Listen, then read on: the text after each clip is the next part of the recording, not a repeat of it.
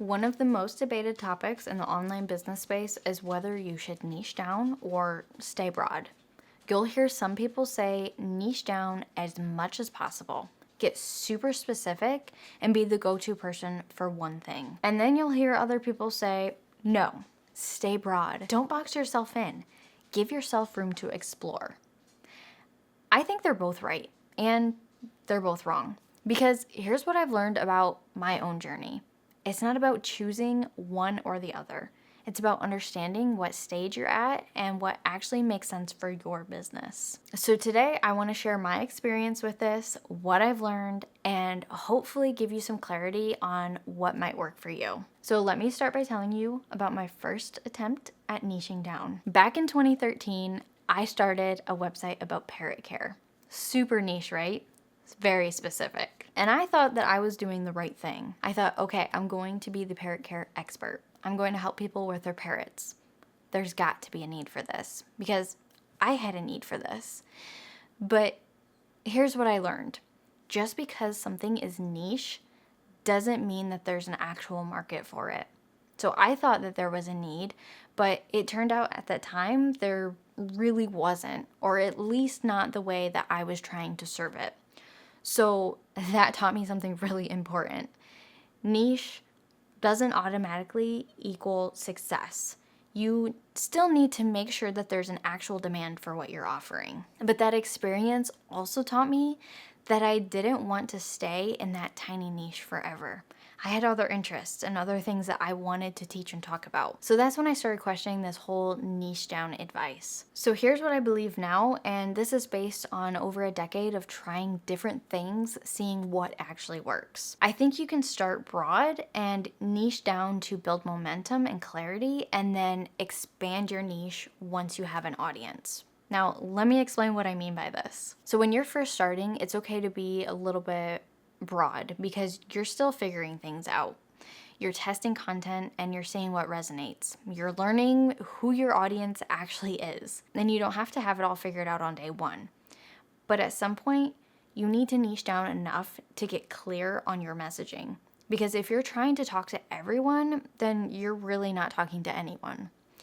You need to be able to say, I help this type of person do this specific thing. That clarity makes your marketing so much easier. It makes your content way more focused, and it helps people understand what you're about and whether you're the right person for them. But the thing is, once you build an audience and once you have people who trust you and are following you, then you can expand. You can introduce new topics and you can evolve and grow beyond that initial niche. Because at that point, people aren't just following you for the niche, they're following you for you. For me, I started with digital products as my focus. That was my niche. I help people create and sell digital products. But as I built my audience, I realized that they wanted more than just tactical advice. They wanted mindset content, and they wanted to hear about my journey. They wanted to know the tools that I use and how I balance work and life and how I deal with burnout. So I expanded, and I'm still expanding. So I still talk about digital products because that's the core of my business, but I also talk about entrepreneurship, mindset, sustainable business building, all of it. And my audience is okay with it because they're not just here for the niche. They're here for the perspectives, the values, and the way that I approach things. So that's the journey. Start broad enough to explore, then niche down to build, and then once you have an audience, you can expand a little bit more. Now let's talk about the common fears around this because they're real.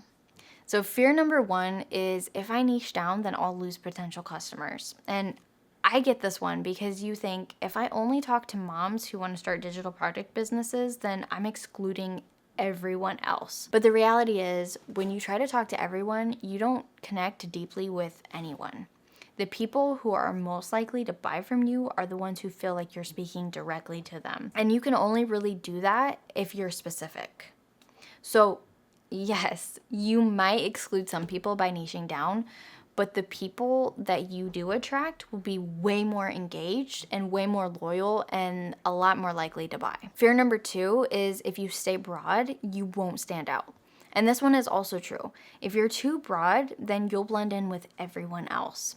If your messaging is just, I help people make money online, okay, well, so does everyone else. So what makes you different? And here's what I've learned. You can be broad in your topics, but specific in your voice and perspective. You can talk about a lot of different things, but the way that you talk about them and the value that you bring, that lens that you look through, is what makes you stand out. Now, fear number 3 is, what if I choose the wrong niche? This fear actually keeps a lot of people stuck forever because they're so afraid of picking the wrong one that they just don't pick anything at all. But here's what I want you to know. You're not married to your niche. You can change it and you can evolve and pivot as needed.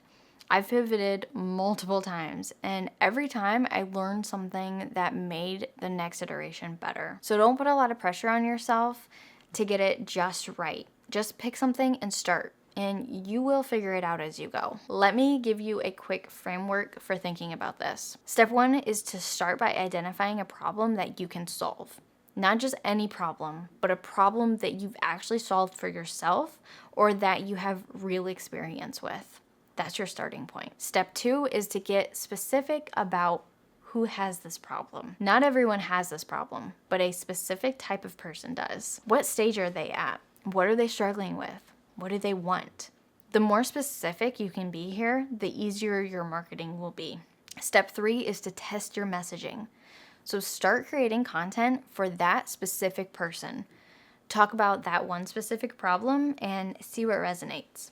You'll know pretty quickly if you're on the right track because people will engage. They'll comment and they'll say, this is exactly what I needed to hear. And step 4, once you have traction, you can expand. Don't expand too fast, but make sure you've built a solid foundation first. You want to be known for something before you start being known for everything. And step number 5 is to stay true to your values and your perspective even as you expand.